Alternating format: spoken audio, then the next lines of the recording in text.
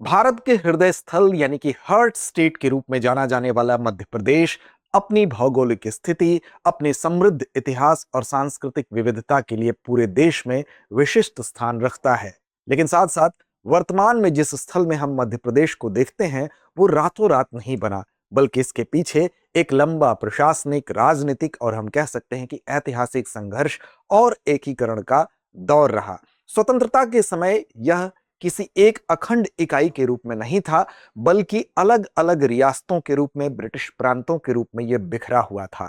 और फिर प्रशासनिक सुगमता के लिए, भौगोलिक एकरूपता और भाषाई आधार पर इन बिखरे हुए क्षेत्रों को समेटा गया और समेट कर एक स्वतंत्र राज्य के रूप में स्थापित करने की प्रक्रिया जो है, उस प्रक्रिया को ही हम मध्य प्रदेश का गठन कहते हैं। तो आज इस मध्य प्रदेश के गठन के ऊपर इस एपिसोड में हम चर्चा करेंगे। तो आइए देखते हैं कि आधुनिक जो मध्य प्रदेश राज्य हमें दिखाई देता है, उसके गठन की कहानी या पूरी प्रक्रिया क्या रही है। शुरुआत करते हैं वीडियो की। मध्य प्रदेश का गठन, हम बात करेंगे मध्य प्रदेश के गठन के प्रमुख बिंदुओं पर, स्वतंत्रता से पहले मध्य प्रदेश के स्वरूप पर, स्वतंत्रता के बाद राज्य का एकीकरण कैसे हुआ, फिर इसका विभाजन कैसे हुआ और अंत में आपके जिम्मेदारी पर सौंपेंगे एक अभ्यास प्रश्न भी। और हमें विश्वास है कि उसका जवाब आप कमेंट बॉक्स में जरूर देंगे। तो चलिए चलते हैं और शुरुआत करते हैं अपने आज के इस एपिसोड की। देखिए, मध्य प्रदेश जैसा कि आप जानते हैं, अगर क्षेत्रफल के लिहाज से देखा जाए तो राजस्थान के बाद भारत में दूसरे स्थान पर आता है। तो हम कह सकते हैं कि यह दूसरा सबसे बड़ा राज्य है और वर्तमान मध्य प्रदेश का निर्माण जो है वो कई ऐतिहासिक घटनाओं और प्रशासनिक पुनर्गठनों का परिणाम है, रिजल्ट है। तो सबसे पहले एक खाका आप समझ लीजिए, तो आपको समझना बहुत आसान होगा। दरअसल अगर हम बात करते हैं मध्य प्रदेश के गठन की, तो आप ये ध्यान रखिए कि मध्य प्रदेश का जो गठन है, वो स्वतंत्रता से पूर्व मध्य प्रदेश का जो स्वरूप था, उसको समझे बिना समझ में नहीं आएगा। तो देखिए, स्वतंत्रता से पूर्व अगर आप देखेंगे तो यहां पर दो श्रेणियां दिखाई देंगी। एक श्रेणी के अंतर्गत आप देखेंगे ब्रिटिश भारत के प्रांत थे, यानी कि पहली श्रेणी हमारी कौन सी हो जाती है, वो है हमारी ब्रिटिश भारत के प्रांत, ठीक। और दूसरी श्रेणी जो हमारी है, वो देशी रियासतों की थी। कौन सी थी? देशी रियासतों की थी, ठीक। अब ये दो श्रेणियां जो हैं, ये कब की स्थिति है? स्वतंत्रता के पहले की स्थिति है। अब इसी के अंतर्गत आप देखेंगे तो यहां पर जो दिखाई दे रहा है सीपी, यानी कि Central Province and Berar, Berar इसमें बाद में ऐड होता है। तो यहां पर सीपी एंड बरार जो है वो किसके अंतर्गत आता है? तो सीपी और जो बरार है, ठीक, वो आता है आपका ब्रिटिश भारतीय प्रांत के अंतर्गत। और देशी रियासतों के अंतर्गत भी ढेर सारी रियासतें थी, कुछ बड़ी कुछ छोटी, जिसमें कि ग्वालियर, इंदौर, भोपाल, रीवा, धार, देवास, दतिया, पन्ना, रतलाम, ये तमाम रियासतें इसके अंतर्गत थीं, ठीक। तो दो श्रेणी ब्रिटिश भारतीय प्रांत और देशी रियासतों में ये स्वतंत्रता से पहले विभाजित था। सेंट्रल प्रोविंस एवं बरार की बात करें तो ये ब्रिटिश भारतीय प्रांत था, यहां आपको स्पष्ट हो गया होगा। अब सेंट्रल प्रोविंस एवं बरार जो है, उसमें 2 नवंबर 1861 को सेंट्रल प्रोविंस का गठन किया गया था, ठीक। बाद में 1936 में इसमें बरार भी शामिल हो जाता है। इसके अलावा इसमें आप देखेंगे तो महाकौशल, वर्तमान जो छत्तीसगढ़ का क्षेत्र है, और साथ साथ जो विदर्भ का क्षेत्र है, वो भी इसमें शामिल थे। और फिर इसकी राजधानी के जैसी, यानी कि प्रशासनिक केंद्र के रूप में नागपुर जो है, इसके जाना जाता था, ठीक। तो आप याद रखेंगे, सेंट्रल प्रोविंस बेसिकली 2 नवंबर 1861 को इसका गठन हुआ था। बाद में इसमें 1936 में हैदराबाद रियासत से बरार क्षेत्र को इसमें शामिल कर लिया गया है और इस तरह से ये सेंट्रल प्रोविंस एंड बरार हो जाता है, ठीक।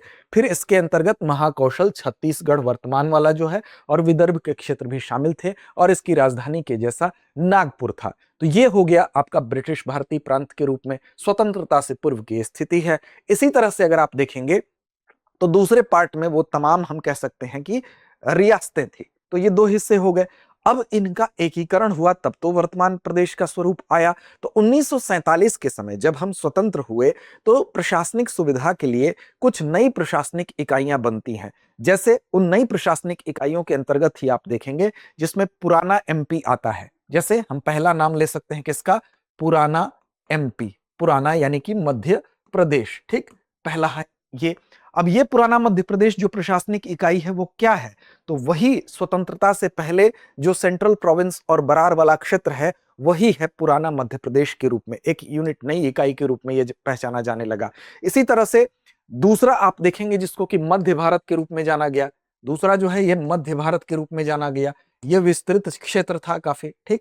तो दूसरी नई इकाई के रूप में स्वतंत्रता के बाद क्या दिखाई दिया, तो मध्य भारत दिखाई दिया 1948 में, और ग्वालियर, इंदौर और मालवा, ठीक। इसके अंतर्गत आप देखेंगे तो क्या क्या है, तो ग्वालियर, इंदौर और मालवा, है ना, ये क्षेत्र था। तो दूसरा आपको ये दिखाई दिया। इसी तरह से तीसरा आपको दिखाई देगा, तीसरे क्षेत्र के तीसरी यूनिट के रूप में, तीसरी इकाई के रूप में, प्रशासनिक इकाई के रूप में आपको दिखाई देगा क्या, तो वो दिखाई देगा आपको विंध्य प्रदेश, ठीक। तो तीसरी इकाई के रूप में विंध्य प्रदेश, जिसमें कि बुंदेलखंड और साथ साथ बघेलखंड 1948 में ये भी इकाई दिखाई देती है। तो यहां पर आपको तीसरी इकाई के रूप में क्या याद रखना है, तो विंध्य प्रदेश को याद रखना है, ठीक। तो यहां आप विंध्य प्रदेश को भी याद रखेंगे। और चौथा जो है भोपाल भी एक यूनिट के रूप में यहां पर दिखाई देता है, प्रशासनिक इकाई के रूप में दिखाई देता है। तो ये स्थिति कब की है, ये स्थिति 1947 के बाद की है, यानी कि 1947 से हम कह सकते हैं 1950 तक, क्योंकि 1950 में आप देखेंगे कि एक चेंज और होता है, भारत में संविधान जो है हमारा लागू होगा, और संविधान लागू होने के बाद जो है इनकी स्थिति थोड़ी और बदलेगी। क्यों, क्योंकि संविधान के माध्यम से जो परिवर्तन हुआ उसमें राज्यों को मुख्यतः पूरे देश में जो राज्य हैं उनको 4 श्रेणियों में बांटा गया।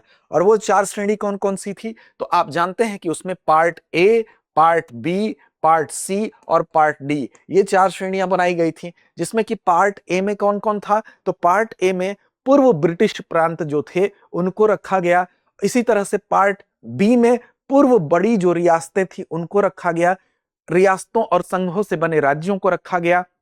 फिर आपका पार्ट सी आता है, उसमें छोटे राज्य और साथ साथ पूर्व चीफ कमिश्नर के जो प्रांत थे सेंटर, उसको रखा गया। और पार्ट जो डी है उसमें रखा गया अंडमान निकोबार को। तो यहां पर आपको ध्यान देना है कि जब भारतीय संविधान यानी कि 1950 के बाद संवैधानिक परिवर्तन होता है तो ये जो नई इकाइयों के रूप में जो प्रशासनिक इकाइयां थी उसमें चेंज आता है। और जो पूरे देश में A B C D part बने थे उसी के तहत यहां भी विभाजन देखने को मध्य प्रदेश में भी मिलता है। डी पार्ट को हटा दीजिए, उसका अंडमान निकोबार से संबंध था, तो ए बी सी में मध्य प्रदेश के भी हिस्से डिवाइड हुए। जैसे कि जो पार्ट ए है, जैसा कि मैंने आपको बताया कि पार्ट ए पूर्व ब्रिटिश प्रांत से संबंधित था, तो जो पुराना एमपी था जिसमें कि सेंट्रल प्रोविंस और बरार का क्षेत्र आता था वो क्या था, तो वो पूर्व ब्रिटिश प्रांत था। और इस लहजे से, इस लिहाज से क्या हुआ, उसको शामिल किया गया पार्ट ए के अंतर्गत। तो इसमें सेंट्रल प्रोविंस एंड बरार तथा छत्तीसगढ़ का क्षेत्र शामिल था, वर्तमान छत्तीसगढ़।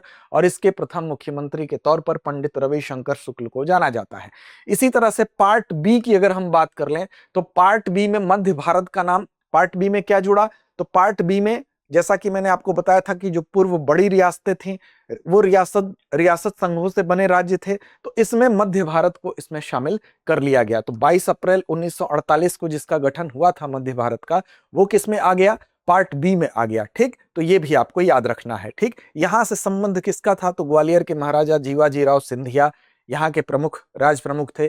इसकी 2 राजधानियां थी, ग्वालियर जो है शीतकालीन थी और इंदौर जो है ग्रीष्मकालीन थी।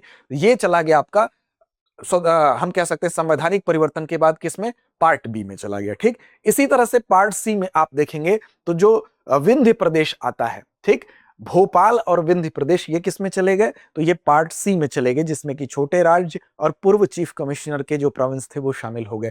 तो इसके अंतर्गत विंध्य प्रदेश, जिसमें बुंदेलखंड, बघेलखंड की रियासतें और इसकी राजधानी रीवा थी, और साथ साथ जो स्वतंत्र भोपाल रियासत थी नवाब हमीदुल्लाह खान के अधीन, जो 1 जून 1949 को भारतीय संघ में विलीन हुई, ये शामिल थी।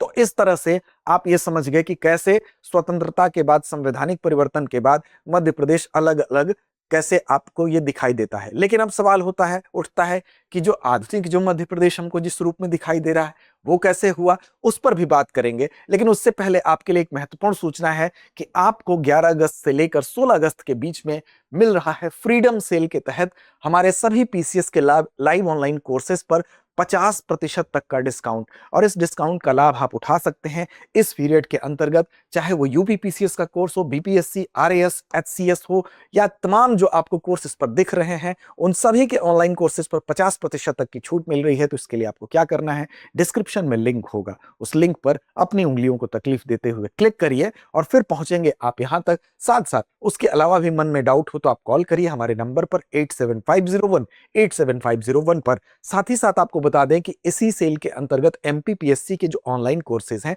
चाहे वो आप फाउंडेशन कोर्स की बात कर लें, प्रीलिम्स की बात कर लें, मेंस से संबंधित कोर्स, स्टूडियो से संबंधित हमारा कोर्स या अन्य जो भी ऑनलाइन कोर्सेज है, उसमें हमारी एक्सपर्ट फैकल्टी के माध्यम से जो गाइडेंस है, जो हमारी टीचिंग है, स्टडी मटेरियल्स है और संपूर्ण कवरेज है, इन सारी सुविधाओं का लाभ आप उठा सकते हैं 50% तक की छूट पर 11 से 16 अगस्त के बीच में। तो इसके लिए आपको क्या करना है, दृष्टि लर्निंग ऐप भी डाउनलोड कर सकते हैं, वहां से भी इन कोर्सेज के विषय में जानकारी हासिल कर सकते हैं, लेकिन छूट का लाभ प्राप्त करने के लिंक पर क्लिक करिए या कॉल कर लीजिए 8750187501 पर। अब देखिए, मध्य प्रदेश के गठन की अगर हम बात करें तो वर्तमान में जो मध्य प्रदेश दिखाई दे रहा है, नवीन और आधुनिक एमपी का जो गठन हुआ वो कब हुआ, तो 1 नवंबर 1956 को इसका गठन हुआ। न्यायमूर्ति फजल अली की अध्यक्षता में, जैसा कि आप जानते हैं, गठित हुआ था राज्य पुनर्गठन आयोग जो है 1953 में, और उसी की अनुशंसा पर 1 नवंबर 1956 को भाषा के आधार पर जो है वो गठन किया गया, किसका, आधुनिक मध्य प्रदेश का, और इसका नामकरण जवाहरलाल नेहरू जी के द्वारा किया गया, जो कि भारत के पहले प्रधानमंत्री थे। तो स्वतंत्रता के पश्चात राज्य का एकीकरण जो है वो आप कह सकते हैं कि 1950 में जब भारतीय संविधान लागू हुआ, तब भारतीय राज्यों को 4 श्रेणियों में विभाजित किया गया था। इस व्यवस्था के तहत मध्य प्रदेश का वर्तमान क्षेत्र 3 प्रमुख भागों में बटा था, एबीसी, जो कि मैंने आपको पहले बताया। उसके बाद नवीन आधुनिक मध्य प्रदेश का गठन 1 नवंबर 1956 को हुआ।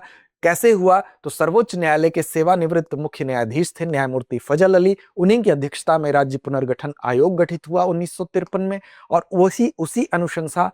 उसी अनुशंसा के आधार पर 1 नवंबर 1956 को भाषा के आधार पर आधुनिक एमपी का गठन हुआ, और राज्य का नामकरण देश के प्रथम प्रधानमंत्री पंडित जवाहरलाल नेहरू के द्वारा किया गया था। इसके अलावा अगर हम बात करें तो कुछ अन्य महत्वपूर्ण तथ्य हैं, जैसे प्रमुख सीमागत एवं प्रशासनिक परिवर्तनों की बात करें तो पार्ट ए जो था, उसके जो मराठी भाषी क्षेत्र थे, चूंकि भाषा के आधार पर इसका गठन हुआ, तो जहां पर मराठी भाषा बोली जाती थी उसको, उन क्षेत्रों को, जैसे नागपुर था, वर्धा, अमरावती, अकोला, चांदा, बुल्ढाना, फिर यवतमाल, भंडारा, ये सब जो थे तत्कालीन बॉम्बे यानी कि मुंबई राज्य को दे दिए गए। ठीक।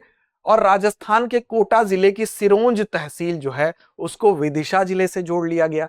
साथ साथ मंदसौर जिले की जो भानपुरा तहसील के सुनेल टप्पा है उसको छोड़ दिया गया और शेष मध्य भारत राज्य को मध्य प्रदेश में मिला लिया गया।